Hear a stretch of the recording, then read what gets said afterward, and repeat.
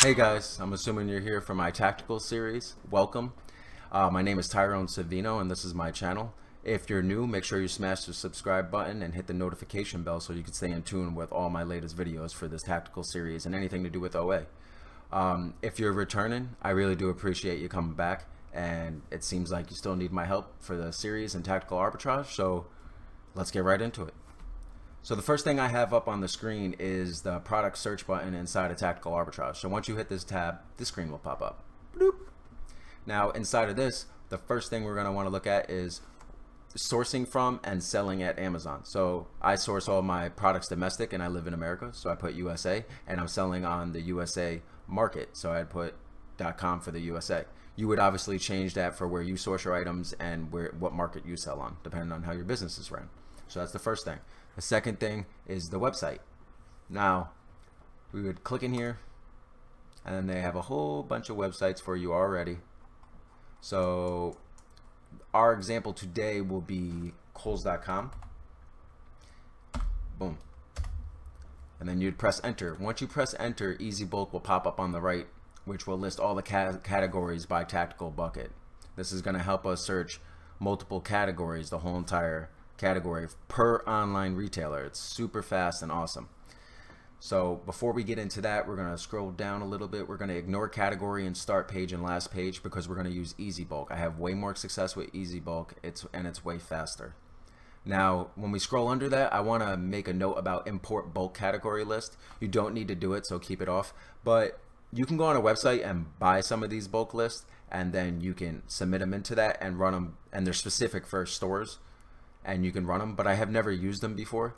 I'm not sure how accurate they are, or even if they source items that well, but I just wanted to throw that out there so you guys could play with it. It's very simple. You just turn it on and then you attach the document. It's pretty easy.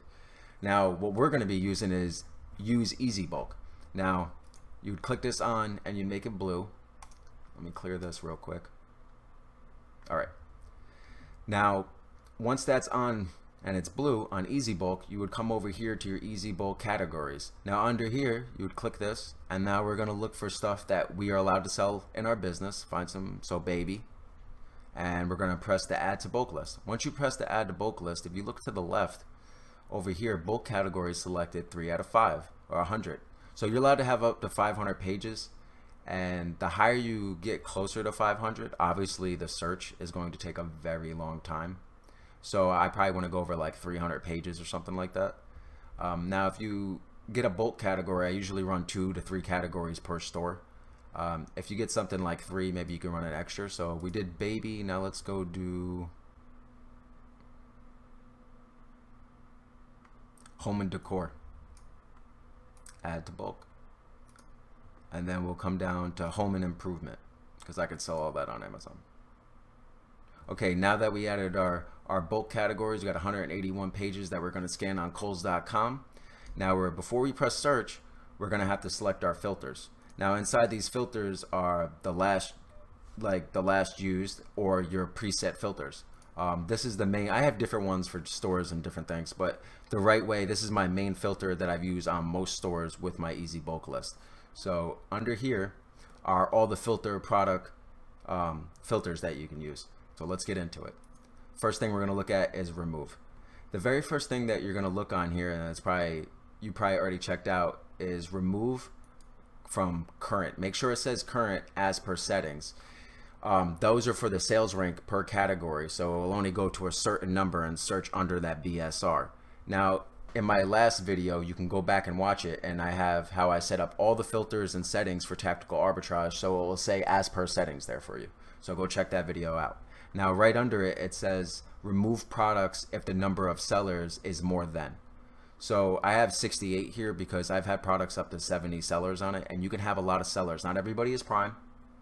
So let's say it's 50 and only 10 people are prime. You're only competing with 9 other people, and then you're only going to compete technically within that little 10 people group. So try to make that number high so we can get more products showing up, and then you can reevaluate tactical arbitrage's data.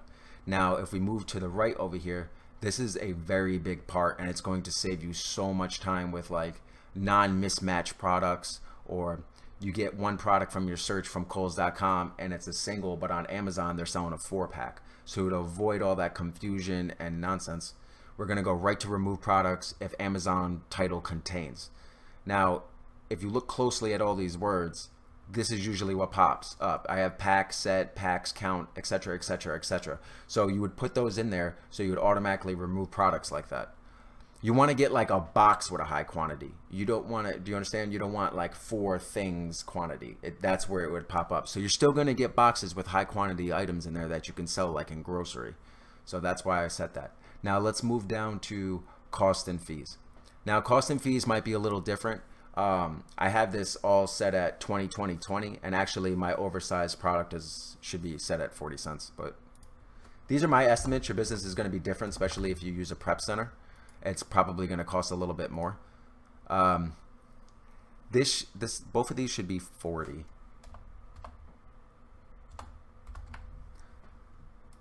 So the cost per pound to ship I put at 40 cents, and it's going to calculate all of this into your total. So let's make sure that these dollar is automatically minus, so you can see the profit. You don't have to do that later. This is very clutch as well, right? We're trying to get the most accurate product scans that we could possibly get. Now under this we have profit and ROI.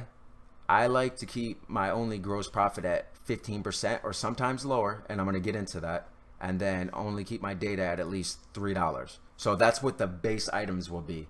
Now I keep it at that because sometimes depending where you're sourcing it from, the price might have changed and gone lower, or if you buy in bulk they give you a better discount. So it's okay to keep the $3 down there, and it's okay to keep 15%. Now I'm going to get into the 15% and why it's so important in the top part. So 15% ROI is fine because this is the one trick that I have that isn't a fundamental part of tactical arbitrage, but it's so clutch on finding products. So store price adjustments. So inside of Kohl's, they have deals, right? Now, boom. In Kohl's right now, you see this is the website. They have deals. They have things going on, in-store discounts. So let's say if they have 10 or 20% off. Now right here I have my Ebates. If I go to Kohl's right now, I'm going to get 3% cash back now. So if I go spend $500 of merchandise, I'm going to make $3 per $100 back. Free money, guys. And you could just take it out of the cart on Ebates when you need it for more inventory. Now, if you look on here, it says 15% off $100 if I put this coupon in.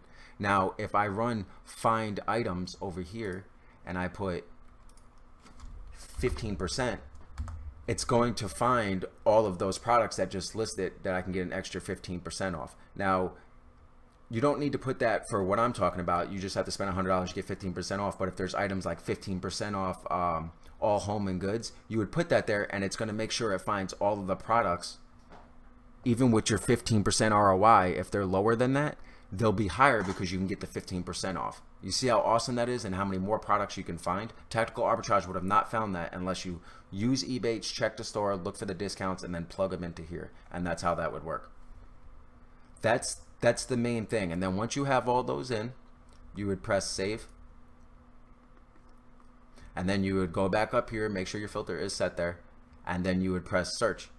Once you press search, doop, it would start. You see how it is? The bulk row 181, Kohl's.com, and it's going through the categories, and it's starting at baby, activity, and toys. And it's going to go through all the categories. Look how many products it's checking live right now while I'm running it. It's going to go through all these products, and then it's going to add products.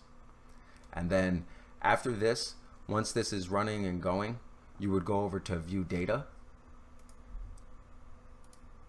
Click the bullet point right under view data, and it's going to start popping up items for you. And that's pretty much how you set up your filters and you run a successful product search.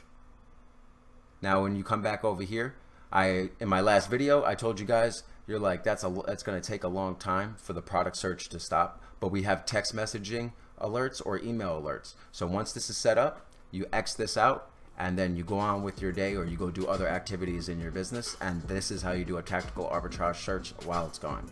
I appreciate you guys stopping by, and I hope the bulk list helped and gave a lot of value. I hope this broke it down and made it a lot easier for you guys to understand, and I know the filters that I just went over are definitely going to be clutch and help you guys out. I appreciate you stopping by. Peace.